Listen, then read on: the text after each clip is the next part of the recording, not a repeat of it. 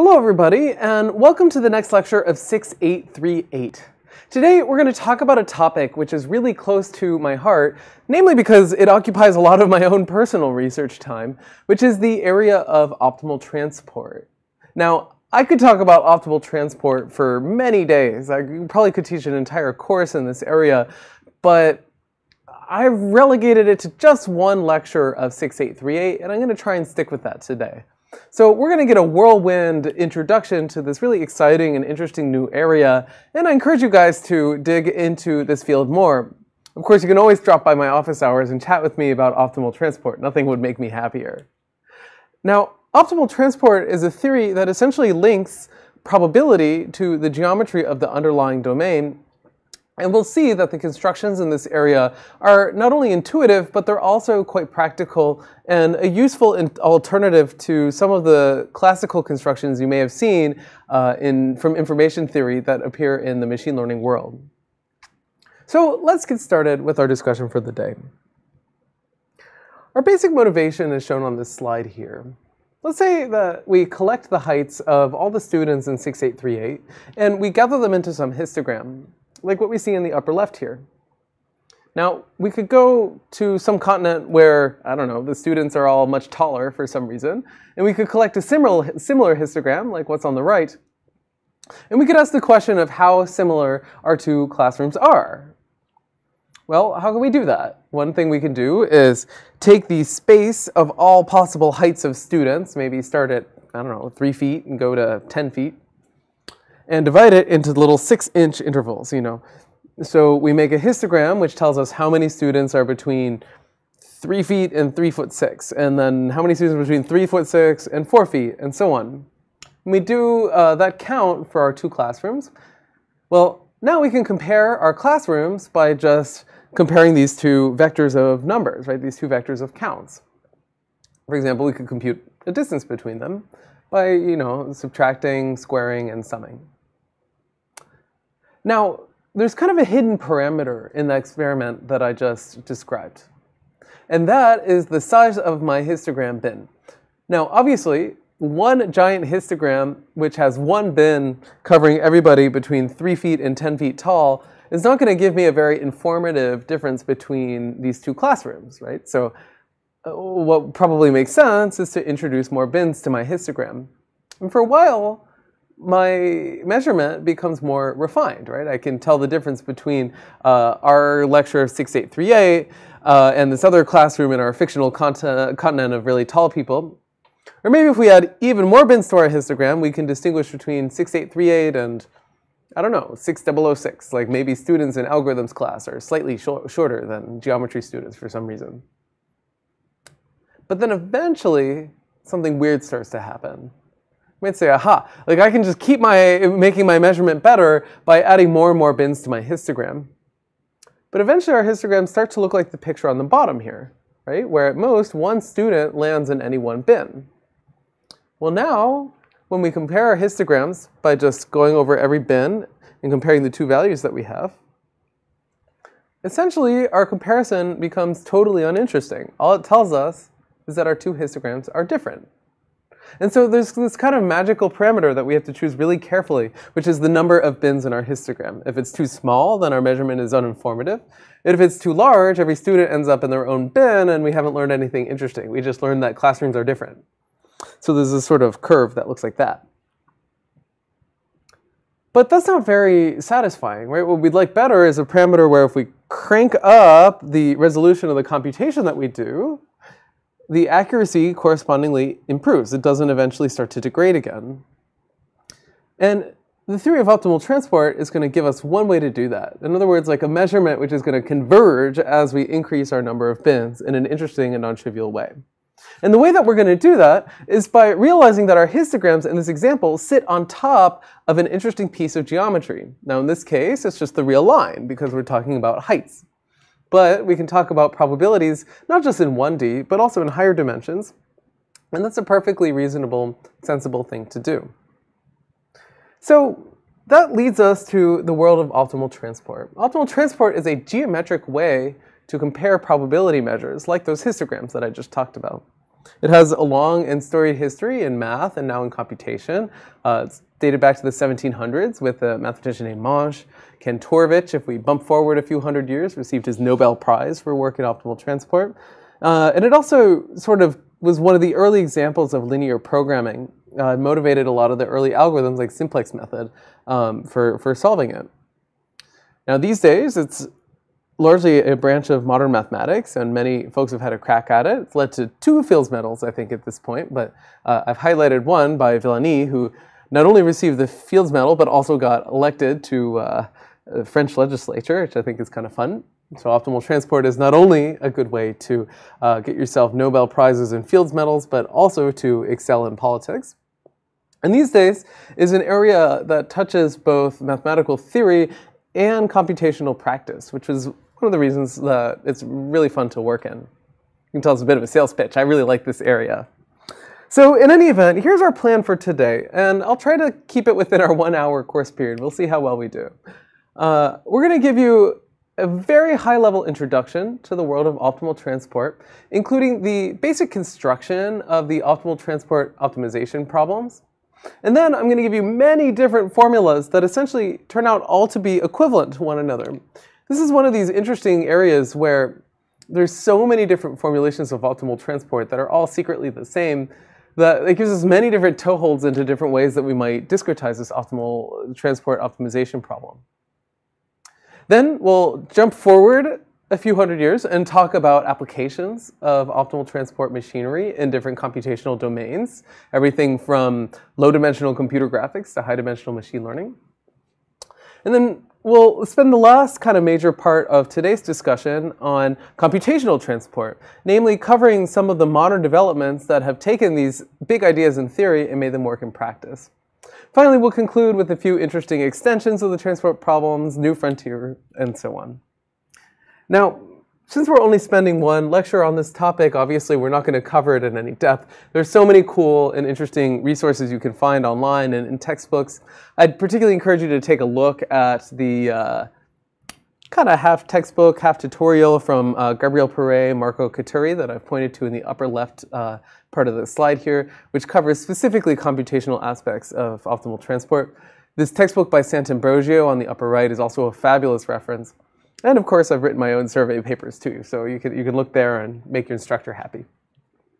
Okay, so let's get started. We're going to start by giving you a very high-level introduction to the optimal transport problem. So optimal transport makes a really interesting and pretty intuitive link between geometry and probability. Here's a basic probability distribution just over the real numbers. So here I have a function rho of x. And remember that probability distributions really are basically just functions of x that are non-negative and integrate to 1. The most famous probability distribution, no doubt, is the Gaussian or bell curve. And that's what I'm showing you here. Now, we often think of probability distributions as statistical objects, but they're also interesting geometric objects, or at least expressions of geometric features that can incorporate some uncertainty. So for example, this bell curve that I'm showing you on the slide is telling me that there's an interesting geometric object which is somewhere over here, right? And the standard deviation, or the width of this bell curve, is telling me something about the level of uncertainty. Now, if I'm very certain in the location of a geometric feature, what I could do is take my bell curve and sharpen it about its mean, and it'll approach this very pointy probability measure, which if you're an electrical engineer, you've probably called a Dirac delta function. What this is telling me is that I have a geometric feature exactly at a point x naught with no uncertainty whatsoever. That's just where I know it is. But using probability measures to encode geometry doesn't just encode points in a fuzzy fashion. It allows you to do some other stuff too. So for example, we might do superposition, have two delta functions that are kind of averaged together, which says, well, there's a geometric feature at one of these two places with equal probability. Now, having found a way to encode geometry in probabilistic language, the next question you might ask is whether or not we can do geometric computation using this kind of a representation. Now, obviously the answer is yes, or I wouldn't be standing in front of you today waving my arms about, telling you about optimal transport. But let's see if the typical calculations we do from probability and functional analysis really have a whole lot to do with the geometry of the x-axis here. In particular, there's a whole class of distances which are totally natural and useful, but don't really correspond to distances along the x-axis. So let's say that I have the world's most complicated way of computing the distance between 2 points on the real line. So I could encode those 2 points as probability measures, like I'm showing you on the top, and then compute my favorite notion of distance or similarity between 2 probability measures as a proxy for the distance between the red and the blue points here.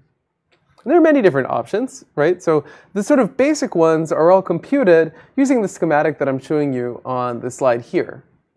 In particular, if I have 2 distributions, P1 and P2, then one typical measure would be the LP norm, which looks something like this, right? I would, notate it as follows, which is the difference between P1 and P2, like that. And this is nothing more than integrating P1 of x minus P2 of x to the pth power. I'm realizing the letter P is getting used for a lot here, but hopefully this makes enough sense. And all that to the 1 over P. And this is a distance in the sense that if I had a third probability distribution P3, this thing would satisfy the triangle inequality. Now, if you're a picky mathematician, you might say, but Justin, you really shouldn't be taking L2 norms of probability measures or histograms. That doesn't usually make sense. That's absolutely right. But there are many other measures, for example, borrowed from information theory, which look quite similar. So another very typical one is the KL divergence between P1 and P2, which looks something like the integral of P1 of x log P1 of x divided by P2 of x dx. And there's a commonality between the 2 formulas on the board here. And that commonality is the fact that essentially what we're doing is, we can think of this integral as like an iteration over all the possible x values. And then at every x value, we have some measure of the similarity between P1 and P2 just at that x value. And then it's integrated over the domain. What is not happening here is that x's are not compared to one another in terms of their location on the horizontal line here. And that can lead to some problems. So there's many different challenges or ways to understand what goes wrong. I think the simplest one is to work with this LP distance here and set up a very simple experiment. So here's what I could do. Let's say I'm on the real line here. Here's x, here's p of x. I'm going to show you 3 different probability measures, right? And these are just rectangles, so they have width 1. There's one, there's another one. And now I go big distance in the x-axis, and I make a third one over here. And the key thing here is that there's no overlap, right? So, P1, P2, and P3 are non-zero and completely complementary locations. Well, if I think of these things as, features associated to 3 points on the real line, like x1, x2, and x3, I'd be tempted to say, well, x1 and x2 are close, so P1 and P2 should be closer to each other than they are to P3. But with respect to measures like this LP distance here, it's very easy to check that that's not the case. In fact, these measures, because they don't overlap, are actually equidistant with respect to any measure that kind of looks like this form here. It's just summing over all the different x values, some divergence notion.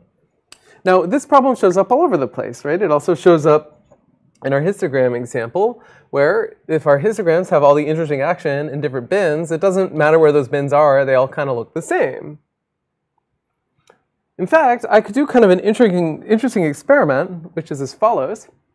I could fix one distribution here. Let's call that, I don't know, rho naught of x. And now, let's put some other distribution like this. We'll put it centered at x equals t. So we'll call that rho t of x. Well, if I plot one of these distance functions as a function of t, right? So like here's T and there's, I don't know, KL between, you know, rho naught and rho T. Well, if this truly had something to do with distance along the x-axis here, I would expect this to just be a diagonal line, but it's not. When you do that experiment, it'll probably level out. And the reason is that eventually all the action here and the action here just don't overlap. And the computation of KL divergence is just involving tails of the Gaussian, which basically doesn't change as I shift this distribution farther and farther to the right. Another way to put it is that essentially these measures and many variants are measuring overlap between the red and blue functions. They're not measuring displacement. They're not telling us, you know, the fact that probably if I asked you to describe in words the difference between the red and blue distributions, you would say the red one is on the right. And so optimal transport is aiming to repair that scenario. So let's erase and keep going here. Okay, so optimal transport takes a very different perspective, and it's illustrated on this slide here. Here's our alternative idea. Essentially, what we're going to do is think of our two probability distributions that we're trying to compare as piles of sand. Or actually, since we're in Boston and I'm filming this in February, we can think of them like piles of snow. So I have two different probability distributions that are sitting on the real line, for example, in one dimension. And they're like two piles of snow that are located at different points. Then a very natural question I could ask is, how could I take the first pile of snow and transform it into the second one? Right? So what do? I get my shovel, I scoop one up, I walk over, and I drop it back down. And, you know, as I do that, I'm working on my sculpture, and I'm trying to get one to basically imitate the other. And as I do that, I incur some amount of work. Now, if you remember from your physics class, work is mass times distance. So I keep scooping up different amounts of mass, walking over, dropping it down, and after traveling some distance and incurring work in the process. Now, when I transform snow, in other words, when I move it around, you know, there's some non-zero amount of work that I have to do. But here's an observation which is not particularly profound, which is that even the laziest shoveler has to do some amount of work. So, for example, here is a photo of the front steps from my house not so long ago. Unfortunately, this photo was taken before the pandemic, and I had to go to MIT on this particular day. But before I could do that, I had to get the snow out of my front walk. The city of Somerville tells me that I need to leave a path for people to walk through. Now, there are many different ways that I could do this, right? I could take my shovel and scoop it up, one scoop of snow at a time, walk over to our TA Paul's house, it's just down the road from me, and drop it down on his front yard. Or I could do something more efficient, like I could drop the snow off of the side. So what do? Well, as a MIT professor, rather than getting out my shovel, pull out my laptop, and I solve an optimal transport problem, which is to say, how much work do I have to do in order to get that snow out of the way? Now, I don't know the answer offhand, but what I do know is that it's non-zero. And this is a property of the snow. It's not a property of my back. It's not a property of the shovel. It's a property of the snow, which is the amount of work it takes to transform it from one pose, like the pile on my front walk, into some other pose, like the desired distribution of snow on the side of the road. And that minimum amount of work, that is the optimal transport distance from one distribution to another. So let's see if we can formalize this idea using mathematical notation. So we're going to see a lot of integrals today, but they're not going to be particularly complicated, I hope. So the basic unknown in the optimal transport problem is a function pi of x comma y, which is the amount of snow, or the amount of probabilistic mass, if I'm feeling fancy, that I scooped up at a location x and dropped down at a location y. And it has to satisfy a few constraints. So first of all, I can't move a negative amount of weight of mass, so pi had better be a non-negative function. And moreover, I have constraints on the marginals of my unknown function pi, which is to say, if I fix a point x and integrate pi over all y, what is that saying? That's saying, what is the total amount of snow scooped up at x and dropped at some y, right? That's what the integral is on the first integral on the left-hand side. Well, that should equal my source distribution, rho naught. And similarly, if I fix a y and integrate over all x, that should give me the target. So in other words, you know, the rho naught is like the snow on my front walk. The rho 1 is the distribution of snow on the side of the road. And I need to basically scoop everything up and drop it back down on the target. So that's what our two constraints are saying. So the optimal transport problem, after I've established this slick notation, is really not so hard to write down. We call the set of pi's, functions pi, that satisfy these three constraints measure couplings, because they couple between the measures, rho naught and rho 1. Technically, we haven't defined like function spaces and all that fancy stuff in this class, but we're just going to assume that that's like okay here. So we'll use the notation big pi to notate the set of functions pi that satisfy these three constraints. So here is what we can call the Kantorovich problem in optimal transport, which takes two measures. I'm sorry I've switched from rho naught to rho 1 to mu and nu, but we're all grown-ups here. Hopefully that's okay. And if I want to measure the transport cost of transforming mu into nu with respect to ground cost c, I want to solve this optimization problem. Now let's deconstruct this notation a tiny bit. So c of xy is the cost of moving mass from point x to point y. So for example, if I'm measuring work, remember work is mass times distance. So c of xy would just be the distance from x to y. And the d pi here is basically just meant to indicate that I'm integrating against this function pi. So this is just work is equal to distance, right, c of xy, times mass, which is this d pi of xy. Now, the OT problem is saying that there are many feasible pi's, right? I could match my two probability measures many different ways, but there's one matching which has the minimal cost, and that is the optimal value of the Kantorovich problem. Now, there are many different instances of the Kantorovich problem, but given our motivation and prevalence in applications, probably the best known one is something called the p-Wasserstein distance. Incidentally, Wasserstein is a very minor character in the theory of optimal transport, but he was at the right place in the right time and has his name attached to a very famous formula. He also seems like a nice guy. But the p-Wasserstein distance specifically chooses for that cost function the distance from x to y on some geometric domain, like a surface, for example, or Euclidean space is perfectly fine. Now it's called the p-Wasserstein distance because we generalize ever so slightly. Remember that work is mass times distance, which would be like p equals 1 here. But it turns out for technical reasons that often p bigger than 1 is also quite useful. P less than 1 is also interesting too, but we'll focus on p greater than or equal to 1 in this course. And one thing that you can find is that for p greater than or equal to 1, this Wasserstein distance is actually a distance on the space of probability measures.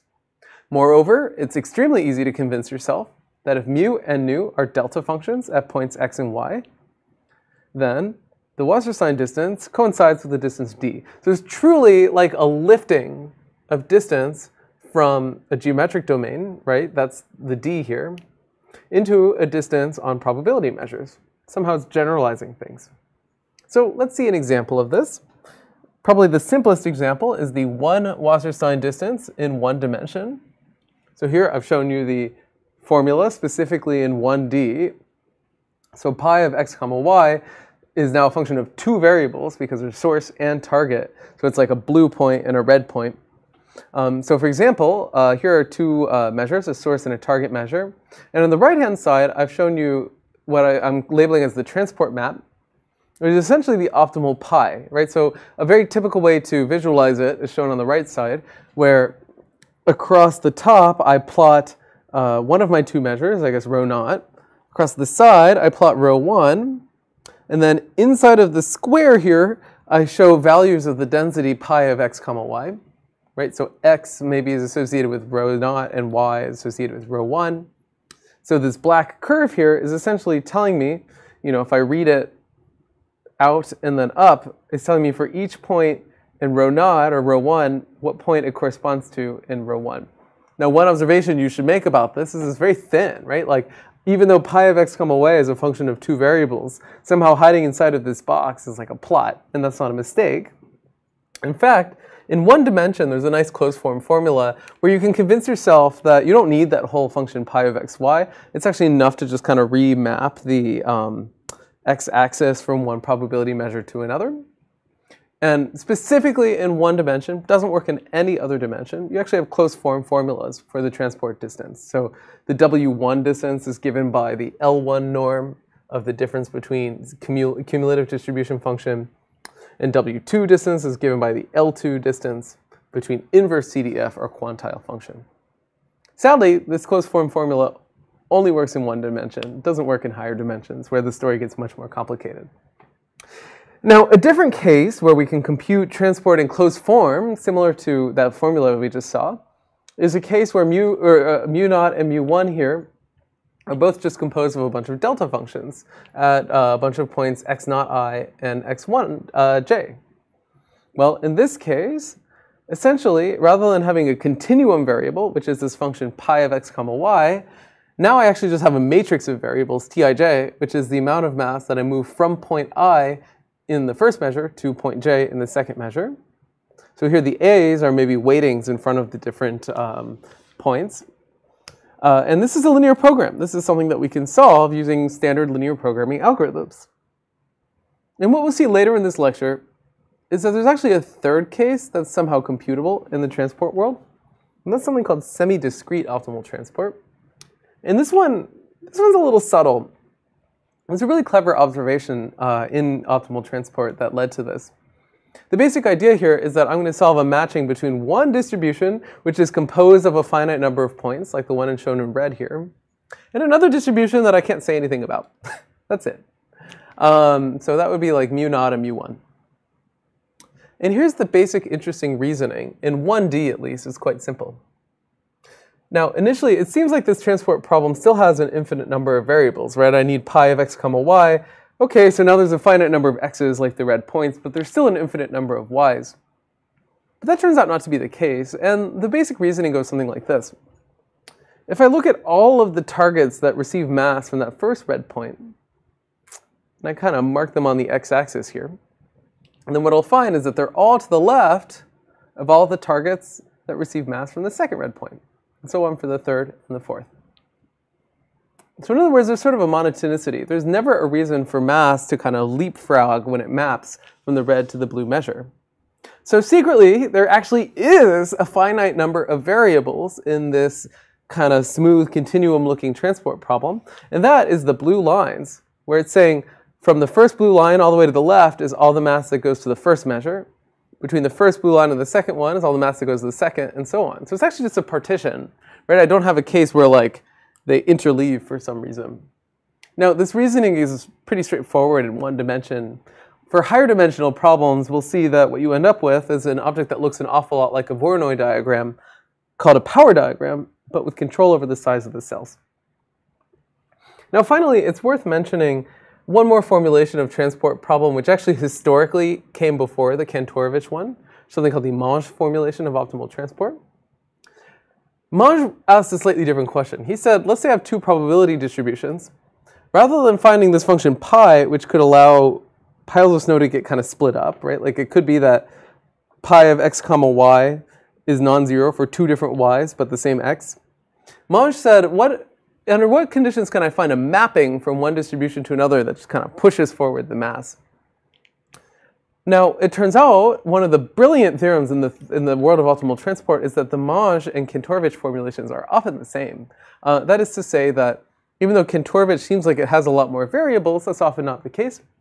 But there are times when the Monge formulation is ill-posed. So for example, let's say that one of my two distributions here is just a delta function sitting at some point x. Right, so this is like mu naught. And now mu1 is, 1/2 delta function at x1, and then 1/2 delta function at x2. So this is mu1. Well, now the Monge formulation doesn't make a whole lot of sense, right? Because Monge is saying that I should be able to find a mapping from one distribution onto the other, but a mapping has at most one target for every source, right? So should phi point like that, should phi point like that, We don't know. And so that's why Kantorovich formulation was really such a exciting development in the world of optimal transport, because it essentially resolved this issue and made it tractable even in cases where the Monge formulation didn't make any sense.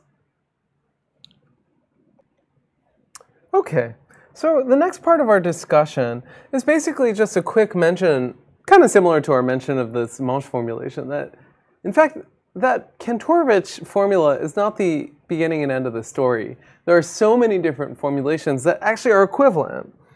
Now, many of you may have already encountered this when you studied the world of linear programming in an optimization course. Now, here's a linear program, which is computing optimal transport distance in the discrete case, where now our metric spaces are composed just of finite sets of points. Our probability measures are just those matrices T we described before.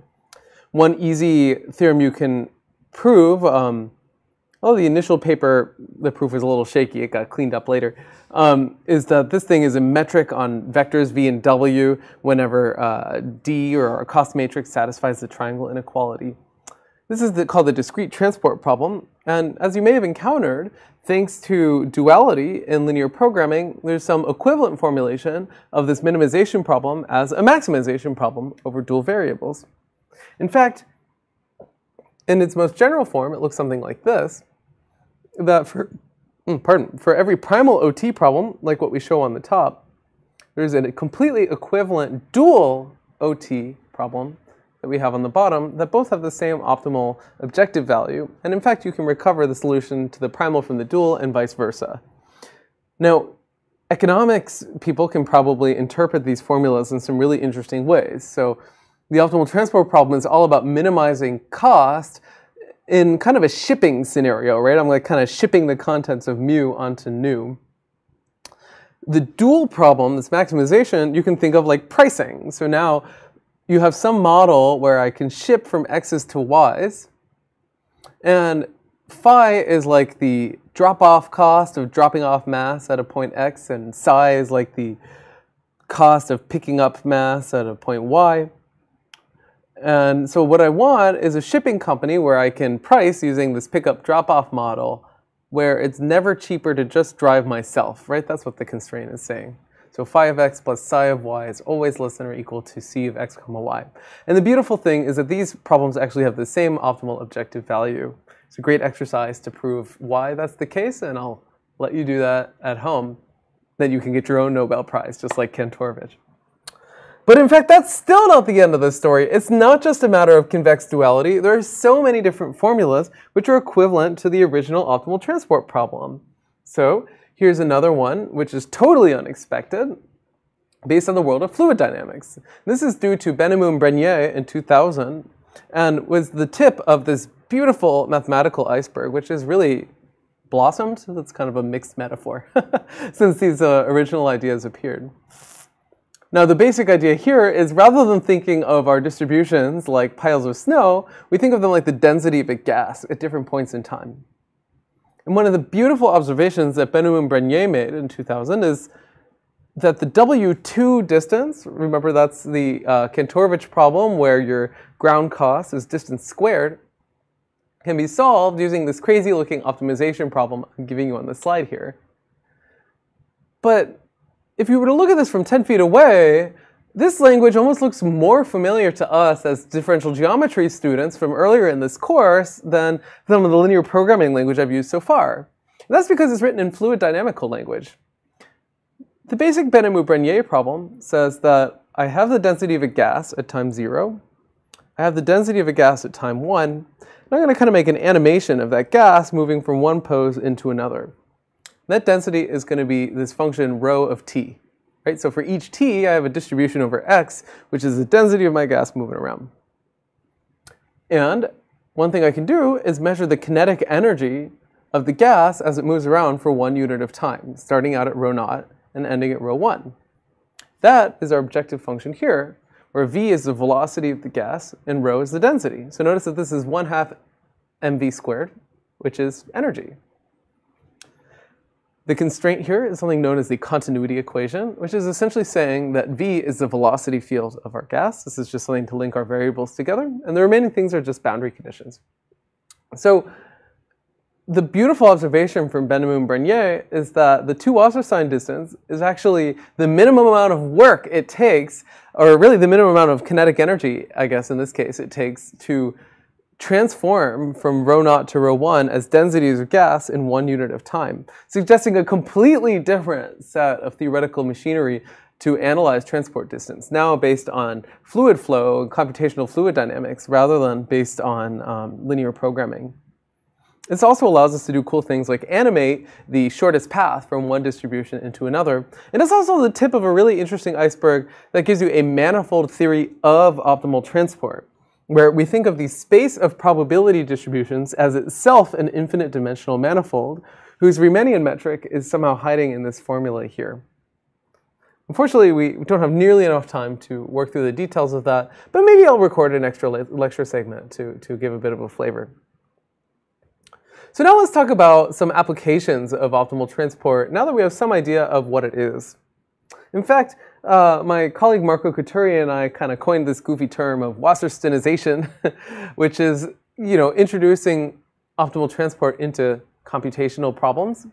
Long history of doing that with our favorite computational sledgehammers. But the basic idea here is that distances between probability measures show up all over the place in learning, statistics, computer vision, that essentially every time we see a KL divergence in the wild, you could think about, can I replace it with a Wasserstein distance?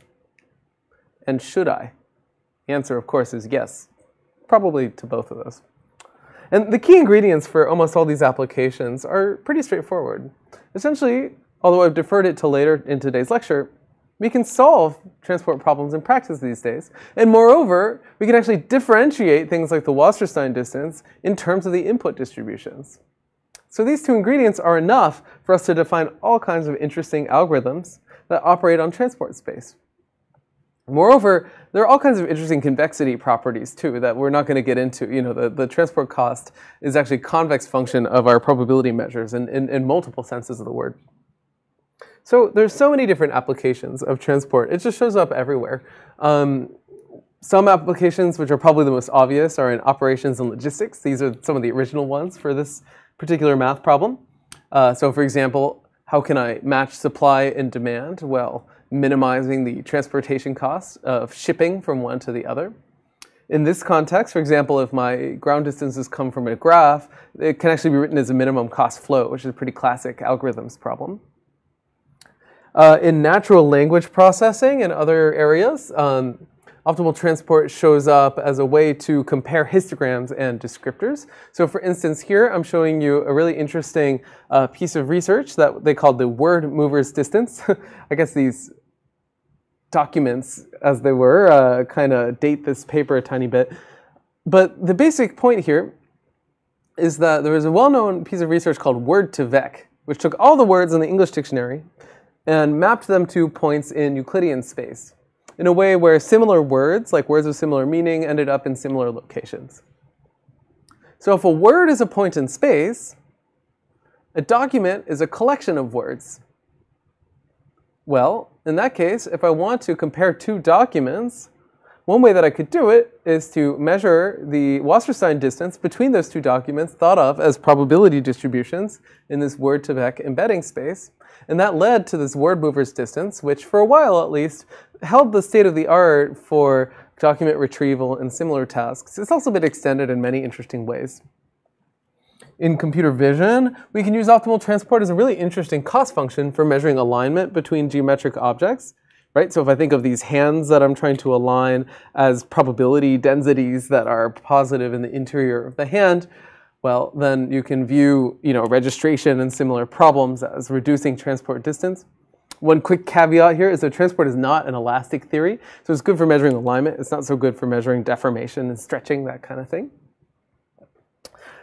Optimal transport also shows up in all kinds of engineering design problems, everything from designing mirrors to, in this case, designing, I think, refractive surfaces. So here, if I shine a light through a piece of glass, Right? The glass can redirect the location of the light.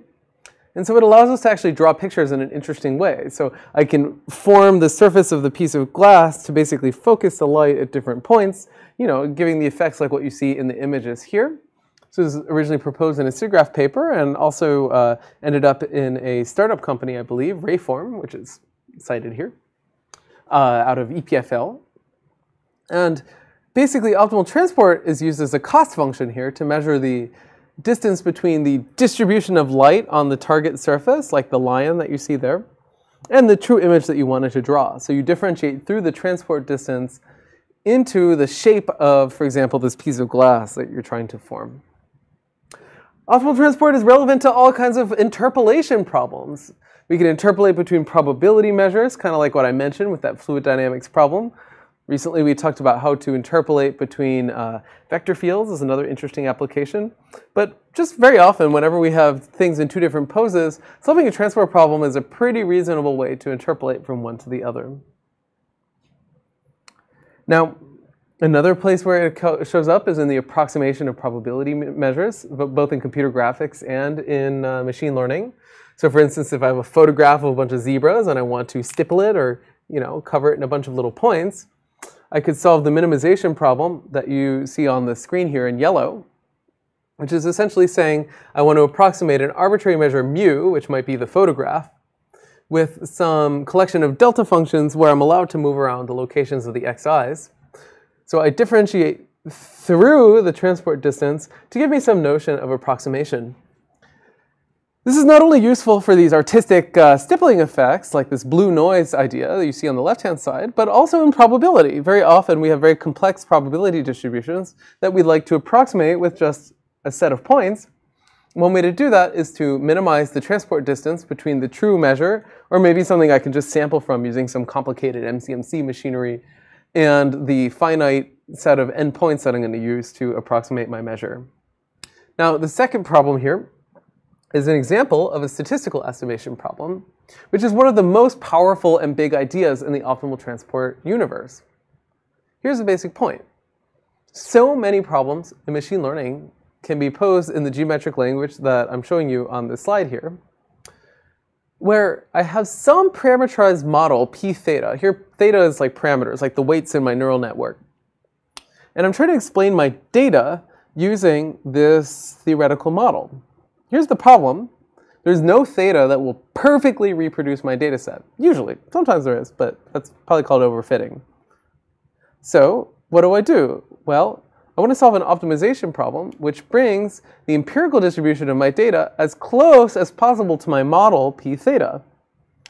Now, you can understand things like maximum likelihood estimators as solving an optimization problem that is trying to minimize the KL divergence, a particular notion of distance between probability measures from the information theory world.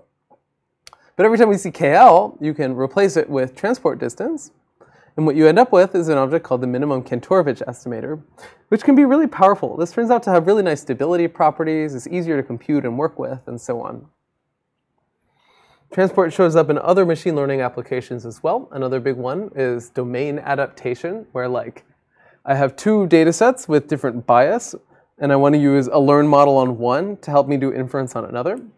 So for example, maybe I take photographs of shelves in one grocery store and train on that data set, and now I start taking photographs of shelves in another grocery store. I'd like to label the items, but the lighting is a little bit different, so my whole data set is shifted a tiny bit. Then domain adaptation tries to find a map from one data set into another to allow you to kind of push forward your machine learning model. And one great way to find that map is, once again, using the transport distance. Now, finally, one of the most popular and well-known applications of this machinery is in the generative adversarial network universe, or in GANs. So for example, there was a very well-known paper by these folks cited on the corner of the slide here called the Wasserstein GAN, which is illustrated on the slide here, or WGAN. And here was the basic point. It's quite similar in some sense to this minimum Kantorovich estimation problem. Now, the idea here is that I have a big data set of photographs, and what I'm trying to do is to learn a machine learning model that can randomly generate even more objects that look like photographs. Like everything you see in the images here are not actually photos. They're computer-generated things that are learned from the distribution of photos to kind of look like photographs. So in the Wasserstein-GAN universe, the way that it does that is it has this piece of sampling machinery, this thing that can generate photographs, which essentially is just the push forward of like a Gaussian random variable through a neural network. And it tries to minimize the optimal transport distance between that probability distribution, this thing that's randomly generating photographs using just some neural network machinery, and the true distribution of data. Well, how does it do that? It's really just minimizing the optimal transport distance.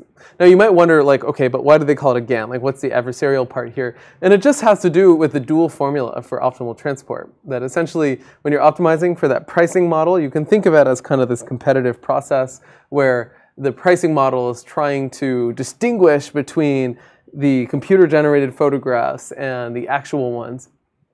And you want it to do poorly, so there's this minimax kind of scenario going on. In any event, if you dig into the Wasserstein-GAN algorithm, you'll see it's nothing more than basically an estimator for transport distance backpropagated through this random photograph generator. So hopefully I've gotten you guys excited about the many applications of transport. The next thing that we have to do is to convince you that transport problems are solvable in practice. So that's what we'll do next. So we're going to briefly summarize a few different computational approaches to optimal transport problems. We'll start with the most popular technique, incidentally, which is entropic regularization, and then we'll go to some other more specialized methods. Now, here is secretly why your instructor absolutely loves working in the optimal transport area. Remember, at the beginning of our discussion today, I mentioned that there are so many different equivalent formulas for transport distances. And we saw a few of them, right? For instance, by doing convex duality or fluid dynamics. These are very different formulas, but they all gave us W1 or W2 at the end of the day. Now, here's the thing. All these formulas are the same in theory, but they might be different in practice. Essentially, the point here is that when I'm doing computation with transport distance, there's so much freedom in how I do my modeling. I get to choose one formulation for my optimization problem in the sort of theoretical domain, like do I model it as a fluid dynamical problem or a linear program? And then I get to accompany that formulation with a discretization. I can use finite element method or something more discrete. And each one of these will give me a different number at the end, which is an approximation for a transport distance. And as with many other parts of this class, what we'll see is that there's essentially the similar theme here, which is that there's no free lunch. Now, we talked about no free lunch in terms of a Laplace operator. It's impossible to find a Laplace operator that satisfies all of the different properties that a smooth Laplace operator satisfies at one time. Similarly, my suspicion is that something like this is true for computational optimal transport, that it's impossible to find a discretization of transport that simultaneously satisfies all of its cool properties, which leaves us as computer scientists to choose the ones that we really need for a given application. It also keeps us in business because it means we can come up with lots of different algorithms for computational transport, and they're all interesting and useful in different contexts. So let's get started by talking about entropic regularization, which is by far the most popular technique currently for computational optimal transport. Now, we're going to just work with the discrete kind of linear programming version of transport. So instead of having that function pi of x comma y, I'm just going to think of my problem as having a function, or rather a matrix of unknowns tij, which is the amount of things that I pick up at every discrete point I and drop down at every discrete point j. Now, the original transport problem here would be this thing minus the h, with the h term removed, and a constraint that t is positive. But in entropically regularized optimal transport, we do kind of an interesting thing, which is as follows. We take our transport problem, we add a tiny bit of an extra objective term, which is minus the sum of t log t. Now, why do we add this term? This is known as the entropy of our matching matrix. Well, a beautiful thing happens, which is that we get a really nice algorithm out of it. Now, you might also notice that I did not add a constraint here that t is positive. That actually isn't necessary anymore because the log of a negative number isn't well defined. So let's do a little bit of exploration with this formula to see if we can prove anything useful. Now, I accidentally left my notes upstairs, so I'm going to try and do this off the top of my head, and we'll see how far we get. This is a recipe for disaster, or at least for sign mistakes, so I apologize in advance. Okay, so I've written this in kind of an indexed style notation. Let's see if we can write an equivalent problem using matrix notation. In particular, here's our optimization problem. We're going to minimize over our transport matrix T. Well, the first term is the sum of Tij, Cij, which I can write as an inner product T comma C, like that. And now we have minus alpha times the entropy, which is minus T log T. So really, this is plus alpha times the inner product of T and log T, like that. Incidentally, when I say log here, I mean the element-wise log of a matrix. I don't mean the matrix function log. Okay, and we have two constraints. We have that the rows sum to P, so we can think of that as T times the vector of all ones equals P. And the columns sum to Q, which is like T transpose times the vector of all ones is equal to Q. Okay, and so the first thing that we can do is we can look at the objective function of our optimization problem and see that there's actually some kind of interesting structure here. Okay, so let's simplify a little bit. So here's our objective. Well, I can factor out, a T in our inner product and get something that looks like the following. So this is the inner product of T, and then we have C plus alpha log T, like that. Okay, so C here is our cost matrix. This is fixed. And this is the element-wise log of T. And just for fun, I can plot an alpha. So this is alpha times the inner product of T, and then we have C over alpha plus log of T, like that. Okay, so now we're getting somewhere. In particular, I'm going to write C over alpha in a really funny way. Well, I can say the following, which is that C over alpha, well, that's equal to negative 1 times negative C over alpha, if I wanted to. And, well, negative C over alpha is the same as log of e to the negative C over alpha. So this is like that. Now, this seems really goofy, and that's because it is. But here's a kind of fun thing. So we have log of T minus log of e to the minus C over alpha. So this thing is really equal to alpha times the inner product of the log of, well, remember the difference of logs is quotient, so you can think of this as T. Element-wise divide, that's what I mean here.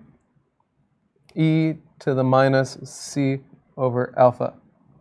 Similarly, the exponential here is element-wise. Basically, whenever I use logs and e's here, I don't mean I don't mean the matrix function. I just mean applying this thing element-wise. So I'm going to give this matrix, this element-wise e to the minus c over alpha, a name and call it k. So this is really t log t over k, which is alpha times the KL divergence of t and k. Now, why does that matter? KL divergence is some notion of distance from the information theory world. So this is really some notion of similarity between t and k. Now, how could I bring these two objects close to each other? Well, I could just take t equal to k. But here's the thing. I have these two constraints that the rows of t have to sum to p and the columns of t have to sum to q. So in some sense, this is a projection problem. Essentially, here's a picture that I can draw. Here's k in some, the space of n by n matrices. Here's the space of t's that satisfy the first constraint. And here's the space of t's that satisfy the second constraint. So really, what our optimization problem here is doing for optimal transport is trying to find the t that satisfies these two constraints, so it's in the set and is as closest to k in this KL divergence metric. So it kind of looks like this point here. Now this is a very abstract picture because like I'm drawing this in some L2 board, but that's really kind of what's going on with this algorithm. Moreover, we'll see that finding this projection is actually really straightforward. The way that we're going to do it, this is a technique called sinkhorn, is we're going to take k, project it onto the first constraint, then take this point, project it onto the second one, and so on, kind of wiggling back and forth like that. And this is going to lead us to an algorithm called sinkhorn. Okay, so let me erase to give myself some space, and then we'll derive it really fast. So deriving the sinkhorn algorithm is basically just an exercise in Lagrange multipliers. So let's write down the optimality conditions for this constrained optimization problem. We'll give this first constraint Lagrange multiplier, I don't know, x, and the second one Lagrange multiplier y. Okay, so what's the Lagrangian of our problem? Well, it's a function of our primal variable t and our dual variables x and y. And I can write it as the inner product of t and c plus alpha t log t. Now remember that t has to sum to 1. You can see that from the constraint. I'm going to do something that's algebraically convenient, which is I'm going to change our objective function ever so slightly and put a minus 1 here. This 1 is really the matrix of all 1s. I'm just being sloppy. And I can do that because what is the inner product of t and the matrix of all 1s? Well, it's just the sum of elements in t, which is the same as the sum of elements in p, which is 1. So this doesn't actually change anything. Okay, plus x trans. Now we'll see, by the way, why that 1 is helpful in a minute. And now we need our Lagrange multiplier. So we have x transpose times t times vector of all 1s minus p plus y transpose t transpose times the vector of all 1s minus q. Now again, your instructor's going off the rails here and doing this off the top of his head because his notes are upstairs. So I apologize in advance for sloppy math that's about to happen. Now, just for convenience here, one thing we're going to need is that this product, so y transpose t transpose 1, well, that's the same as the trace of that thing because it's a 1-by-1 matrix. The traces can cycle around, so this is the trace of t transpose times 1 times y transpose like that. Similarly, here we have x transpose t1. So this is the trace x transpose t1. I'm just simplifying one term here because I happen to know I'm going to need it later. So I'm going to section that off. Which this thing is equal to, I'm going to actually read it backward, the trace of t transpose x1 transpose, like that. Okay, we'll see why that's useful in just a moment. Okay, so these are just two kind of asides. Okay, so now what do we have to do? Well, remember, in our Lagrangian here, what we do is we take the gradient with respect to t, and we set it equal to 0. Right? So what do we get? We have 0 equals the gradient with respect to t of our Lagrangian here. And let's just compute this darn thing. Well, the gradient of the inner product of t and c with respect to t is going to be just c. And now here's where this minus 1 is kind of sneaky. If we apply the product rule to the second term, we're going to get log t minus 1 for differentiating with respect to t. Then we're going to get a 1 over log t, or a 1 over t times t, which is 1 minus 1. Okay, so at the end of the day, what ends up happening is that you get that your derivative is just alpha log t. That's what that minus 1 does there. It's going to get rid of a nasty minus t term here that isn't necessary. Okay, and because we did this, we can see this is just the inner product, for example, between t and x1 transpose. So immediately we get that the gradient of the third term here, there's no t, is going to be x1 transpose, and similarly, this is 1y transpose. Okay, and now we're in good shape because take a look. Remember, our unknown in our problem is t. He's hiding here. So what do we get? We get that t is equal to, well, it's a giant exponential of 1 over alpha minus 1 over alpha times everything else. So it looks like the following.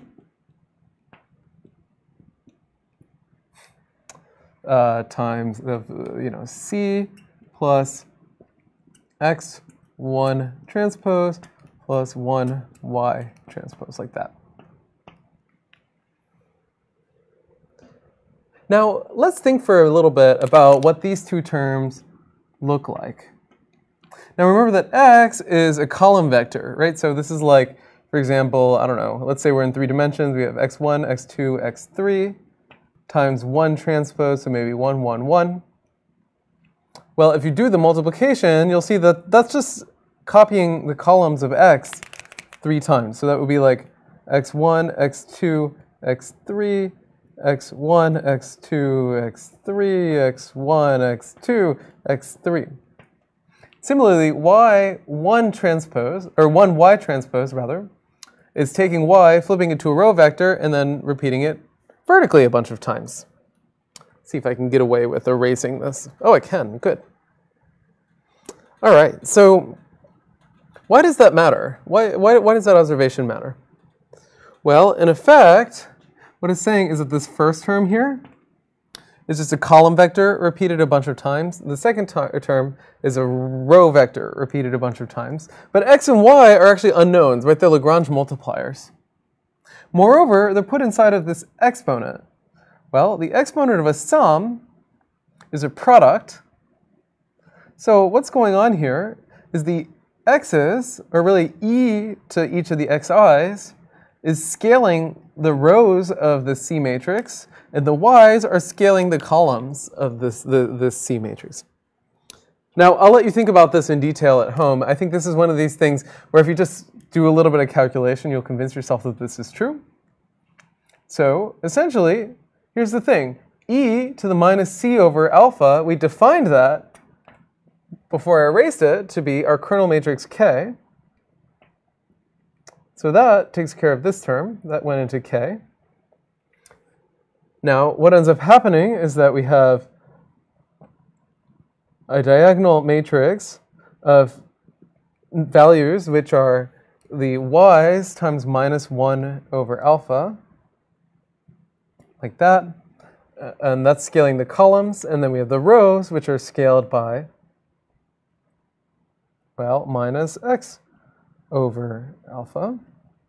Or if we do a change of variables, well, I can give these things names. So we'll say minus, this should be the diagonal of e to the minus x over alpha and e to the minus y over alpha.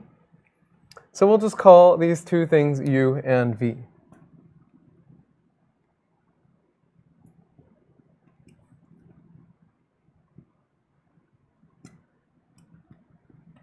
All right.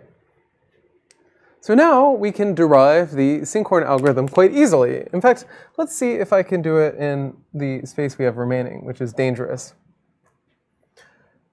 So remember, we have two constraints. We have the rows sum to p and the columns sum to q. So what does that tell us? So t1 equals p. So we have p equals t times a vector of all ones. But we just wrote that t is equal to this expression here. Now the diagonal vector, or matrix of values v multiplied by the vector of all ones, that's just the vector v. So at the end of the day, this first thing is equal to diag of u times kv. And similarly, what we're going to see is that q is equal to the diagonal matrix of v values times k transpose times u. Oof. Okay. So when I take, k times v and k times transpose times u, these are just vectors. So when I take a vector, I multiply it by diagonal of another vector. This is just like the element-wise product. So in other words, what I can say is that p I'm almost out of space, is equal to U Hadamard product KV. This circle with a dot in it just means element-wise product or Hadamard product. And similarly, this is equal to V Hadamard product K transpose times U. And from here, we actually directly get the Sinkhorn algorithm by just solving for U and V. So I can divide both sides by KV, and what I get is that P is equal to, or I'm sorry,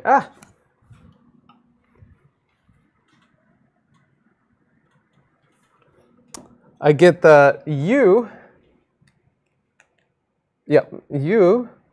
is equal to P element-wise divide KV, and I get that V is equal to Q element-wise divide K transpose U.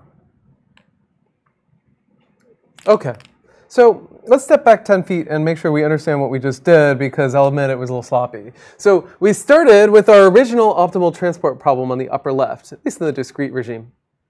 And we added this entropy term to it. I introduced Lagrange multipliers x and y for the two constraints on the row sums and the column sums.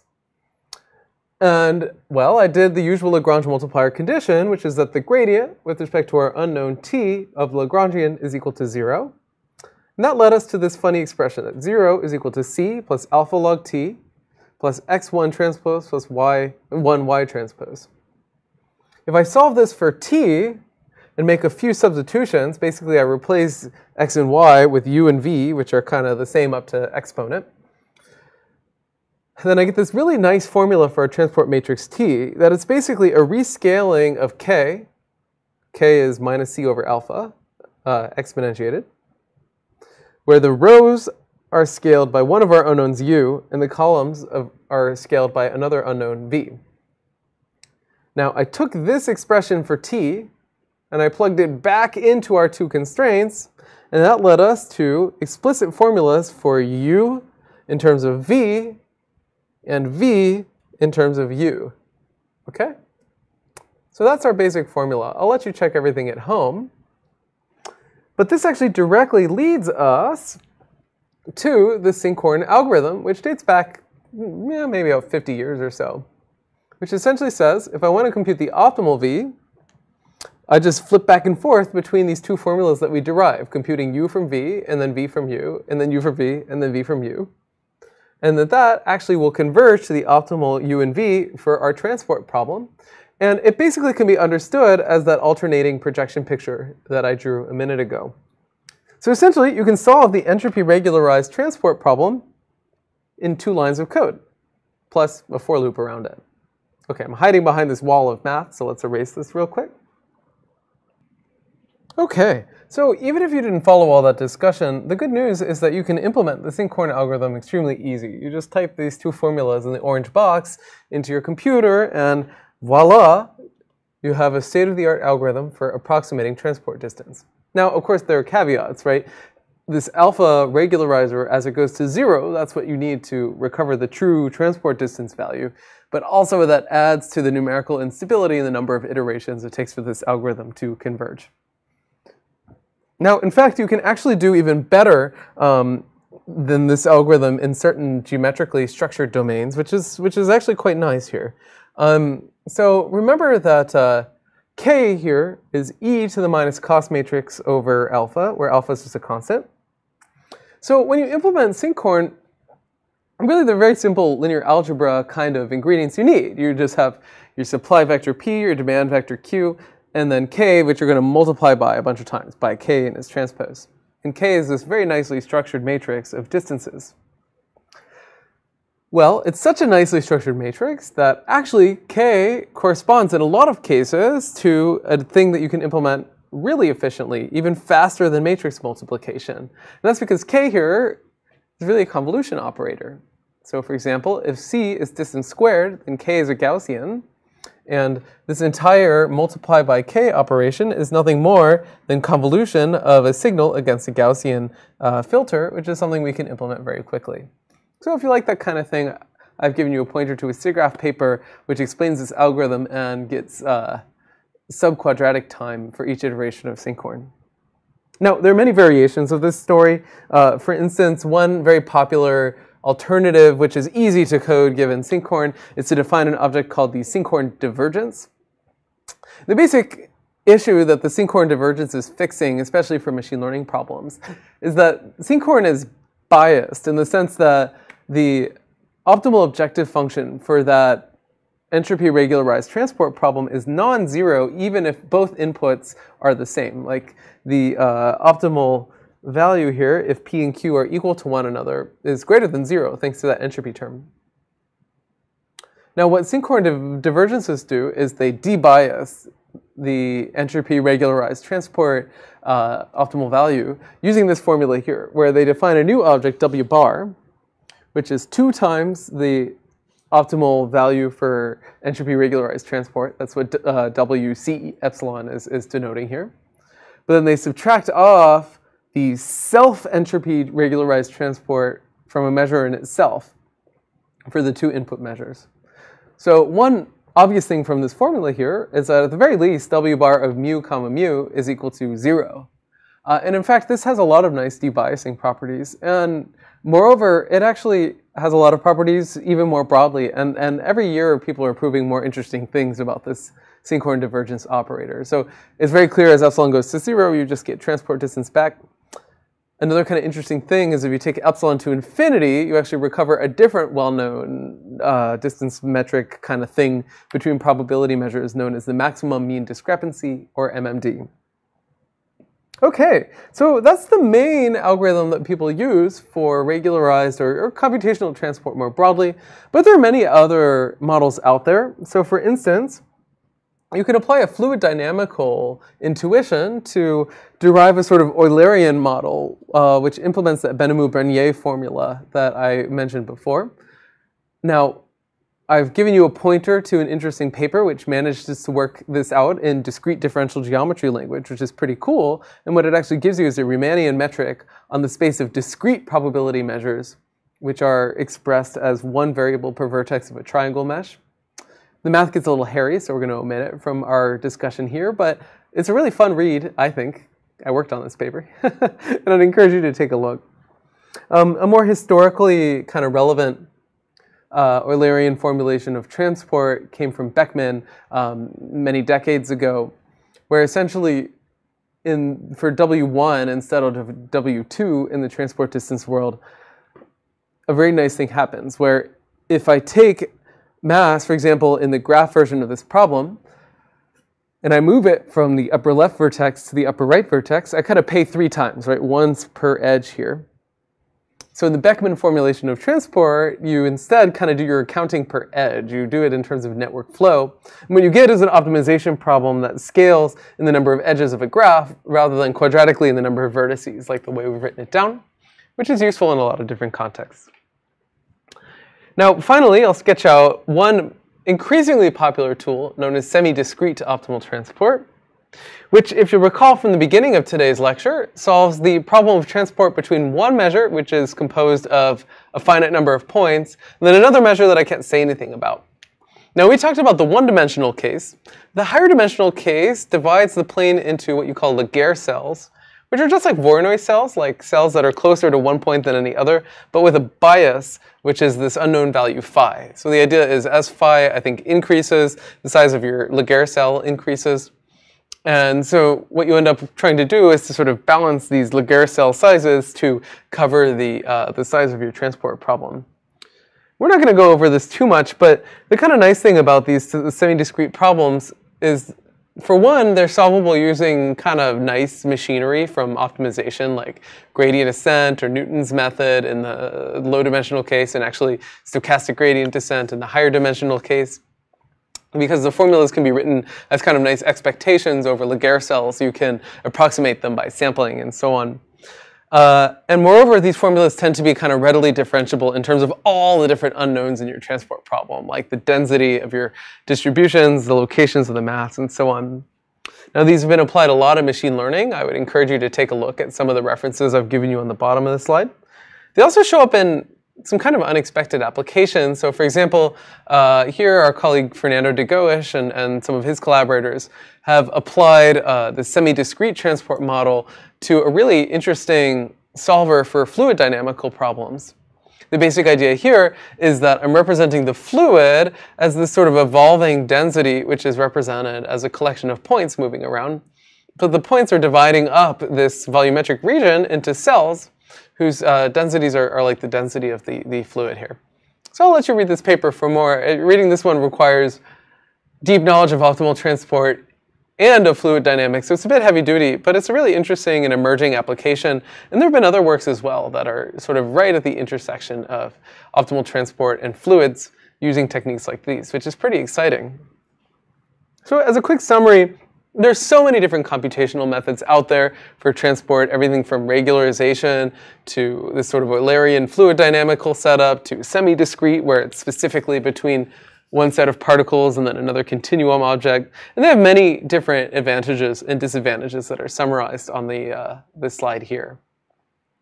And this is an evolving field. Like every day, people are coming up with new interesting algorithms for computational transport, which is exciting and also difficult to stay on top of. Now, very briefly, I thought I'd mention some emerging new methods in machine learning in this area, just to give you guys an idea of the state-of-the-art research specifically in that application. Now, one kind of fun observation, which was made by Aude Genevet and colleagues in 2016, and it's been extended many different ways, is that sinkhorn algorithm that I gave you, it's just a bunch of matrix multiplies and element-wise operations, which makes it readily adaptable for frameworks like TensorFlow and PyTorch that do backward style auto-differentiation or backpropagation. So essentially this idea of sinkhorn auto-diff has sort of caught on as a way to differentiate through transport distances, allowing you to incorporate them into objective functions for machine learning, which is pretty cool. And it's really just an extension of sinkhorn's method, just differentiating through the steps of that algorithm, which ping-pong back and forth between multiplies and divides, as kind of represented in this funny figure in red. Another interesting frontier in this area is really based on statistical estimation of optimal transport distances. So let's say that I just have sample access to my input distributions, mu and nu, or in the notation here, I guess alpha and beta. Then there's some really beautiful formulas for solving the entropy regularized transport problem that have to do with optimizing for some unknown function or set of potential values that can be written totally in terms of expectations against our input measures, alpha and beta. And what this allows you to do is to come up, for example, with SGD or stochastic gradient descent algorithms for semi-discrete optimal transport, which are suitable in settings where, maybe I'm doing transport on data sets, I have sample access, and so on. And this has been improved upon in different ways. So in 2016, it was proven that the dual variables in the transport problem actually live in a certain reproducing kernel Hilbert space, or RKHS, which allows you to have some guarantees on approximation quality if you parameterize your dual variables really carefully in the transport problem. And then in some follow-up work, some of our colleagues propose using neural networks to parameterize some of the unknown functions in optimal transport problems. There's also been progress on that Monge formulation of transport that explicitly tries to kind of push forward one measure on top of another. So for example, lately there's this idea of input convex neural networks, which are parameterizations not of general functions, but just of the set of convex functions. And these turn out to be useful ways to parameterize Monge maps in optimal transport. Remember, those are the maps that push measures on top of each other, because you can actually prove that a Monge map is the gradient of an unknown convex function.